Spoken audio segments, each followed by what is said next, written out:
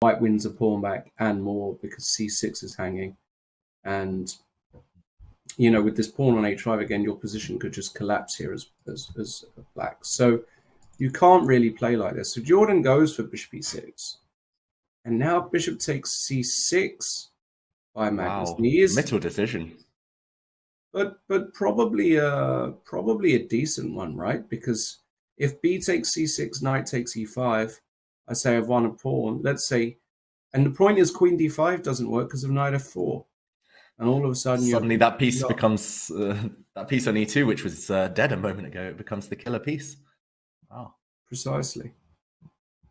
So this is a troublesome spot now for Jorden. And is he really thinking about playing bishop takes c4 here? I guess he is. Because if bishop takes b7, you've got the intermezzo bishop b3, queen d2. But even this looks scary. I mean, c6 is coming next.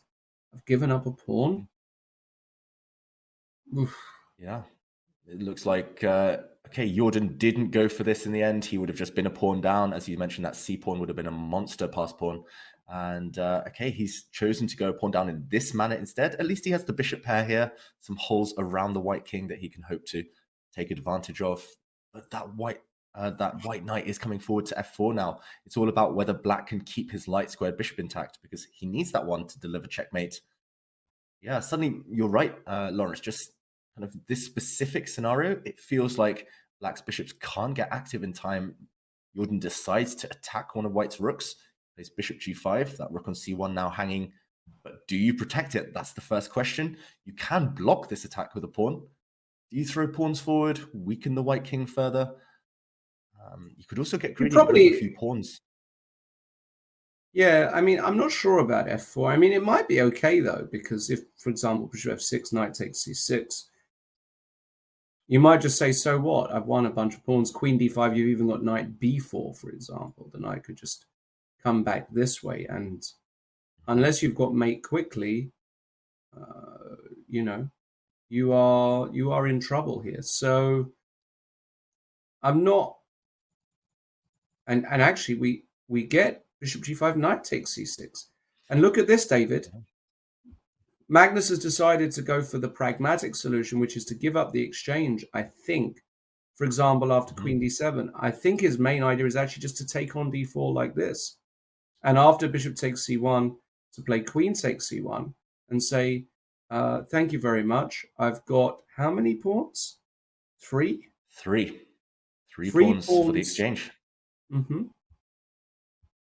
Yeah, which is obviously Lawrence, far too much. Yeah, I was going to say as well, maybe black has a problem in terms of which square to choose with the queen, because if you go to d7, Magnus doesn't even have to give up the exchange. White can drop the knight back to e5. Oh, yeah. And next move, f4 comes. You've pocketed 2 pawns in this process.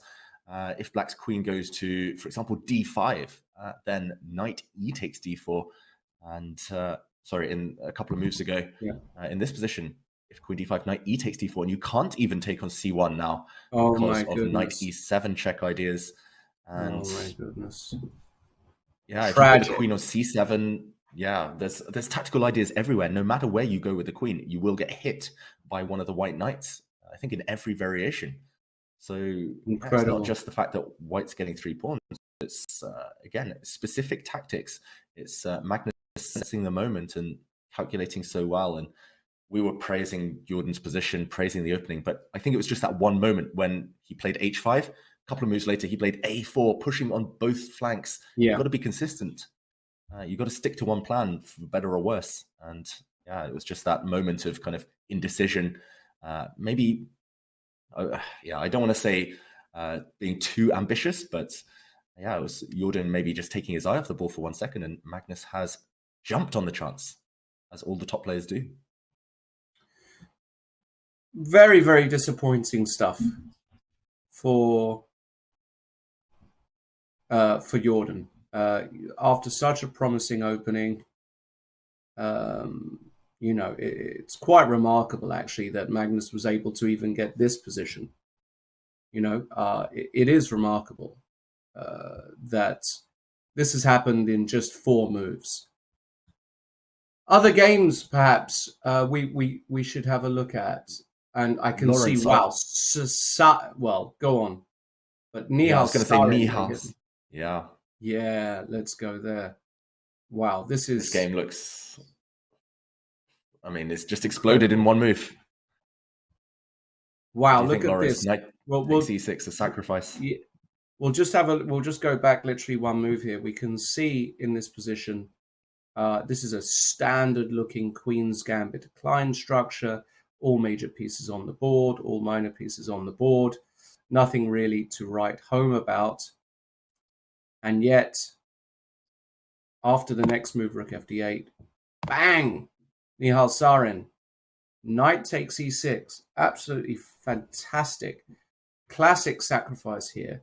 Now, the bar isn't going insane, which is, of course, an indication to me that this isn't a winning sacrifice. Nonetheless, it's a very, very sort of classic way. And Rook takes c4, the counter sacrifice here. Brilliant stuff by Jan Nepomniachtchi, giving back material to avoid disaster along this diagonal here. I absolutely love this. I think this is brilliant by Jan Nepomniachtchi.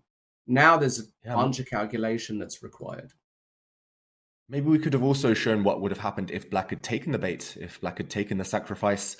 It did look like you could take the knight and not immediately suffer any consequences, but yeah, Lawrence, I guess the initiative burns bright after bishop takes e6